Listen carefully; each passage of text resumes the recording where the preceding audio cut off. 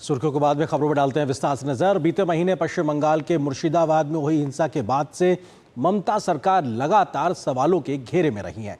लेकिन टीएमसी इस हिंसा में बाहरी लोगों का हाथ बता रही थी, लेकिन कलकत्ता हाईकोर्ट द्वारा गठित फैक्ट फाइंडिंग कमेटी के खुलासे के बाद बंगाल सरकार और टीएमसी पूरी तरीके से बेनकाब हुए हैं, घिर गए हैं। कमेटी ने खुलासा किया है कि इस हिंसा में टीएमसी के नेता शामिल थे, पुलिस पूरी तरीके से निष्क्रिय थी और हिंसा करने वाले स्थानीय लोगों ने जानबूझकर हिंदुओं के घरों और मंदिरों को निशाना बनाया था। सच्चाई सामने आने के बाद से बीजेपी सहित अन्य दल टीएमसी पर हमलावर है, तो ममता सरकार बचाव की मुद्रा में नजर आ रही है।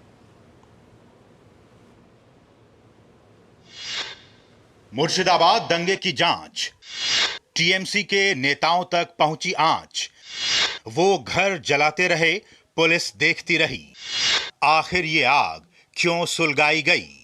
मुर्शिदाबाद में हुई हिंसा का मामला एक बार फिर से सुर्खियों में है और इसकी वजह है फैक्ट फाइंडिंग कमेटी की रिपोर्ट। मुर्शिदाबाद हिंसा की जांच के लिए कलकत्ता उच्च न्यायालय ने एक जांच समिति का गठन किया था।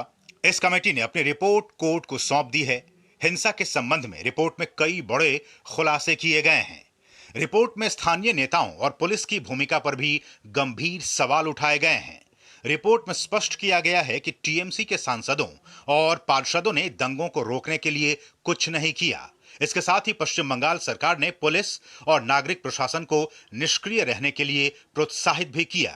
रिपोर्ट में कहा गया है कि उपद्रवियों ने अपने चेहरे ढके हुए थे ताकि कोई उन्हें पहचान न सके। बेटबोना गांव में उपद्रवियों ने जमकर उत्पात मचाया था। यहां पर 113 घर जला दिए गए थे। उपद्रवियों ने मंदिरों को भी निशाना बनाया था। आरोप है कि 11 अप्रैल 2025 को धुलियान नगर पालिका के पूर्व अध्यक्ष महबूब आलम ने इस हिंसा को अंजाम दिया था।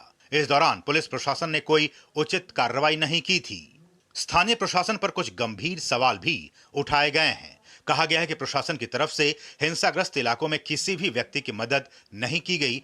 रिपोर्ट आने के बाद बीजेपी ने ममता सरकार पर हमला बोला और कहा कि टीएमसी सरकार की हिंदू विरोधी निर्ममता सामने आ गई है।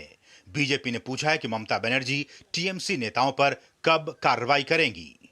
भारतीय जनता पार्टी की तरफ से स्पष्ट रूप से पूछना चाहते हैं कि न्यायालय के द्वारा गठित एसआईटी में यह तथ्य आने के बाद तृणमूल कांग्रेस के नेताओं पर ममता बनर्जी जी कब कार्रवाई करेंगी और अपने नेताओं के अपमानजनक और मारे गए लोगों का उपहास उड़ाने वाले बयानों के लिए कब माफी मांगेंगी।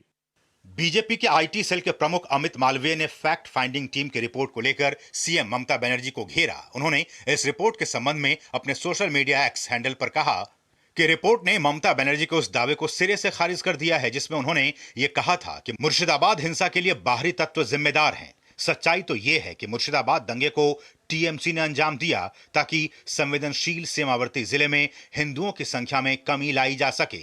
बीजेपी जहां इस मामले में ममता को दंगाइयों का साथ देने वाली पार्टी बता रही है, तो वहीं ममता की सहयोगी कांग्रेस का कहना है कि कानून के मुताबिक कार्रवाई होगी। पहलगाम से तुलना करेंगे तो पहलगाम तो एक्ट ऑफ टेरर था, इसको भी एक्ट ऑफ टेरर बोल रहे हैं तो बोलिए। फिर उसके बाद आपने ही कहा कि act of terror would be an act of war. अब किसके खिलाफ वॉर करेंगे जरा बताएं। जांच होने दीजिए, जो जांच में निकल कर आएगा कानूनी कार्रवाई जिसने भी गलत किया उसके खिलाफ होनी चाहिए, होगी। कोलकाता हाईकोर्ट के फैक्ट फाइंडिंग पैनल की रिपोर्ट के बाद एक बार स्पष्ट है कि मुर्शिदाबाद में वक्फ के नाम पर जो दंगे हुए, दरअसल वो ऑर्गेनिक नहीं ऑर्गेनाइज थे, स्पॉन्टेनियस नहीं स्पॉन्सर्ड थे। State sponsored targeted violence against Hindus था और इसमें जिस प्रकार से टीएमसी के नेता शामिल थे उनका भी रोल सामने आ गया। पुलिस को जानबूझकर इनएक्टिव रखा गया ताकि हिंदुओं को नुकसान पहुंचाया जा सके। गौरतलब है कि मुर्शिदाबाद में पिछले महीने नए वक्फ बोर्ड कानून के खिलाफ मुर्शिदाबाद में हिंसा हुई जिसमें कई लोगों की मौत हुई थी और कई लोग घायल हुए थे। हिंसा मामले ने काफी तूल पकड़ा था जिसके बाद हाईकोर्ट को दखल देना पड़ा था। Bureau report, DD news.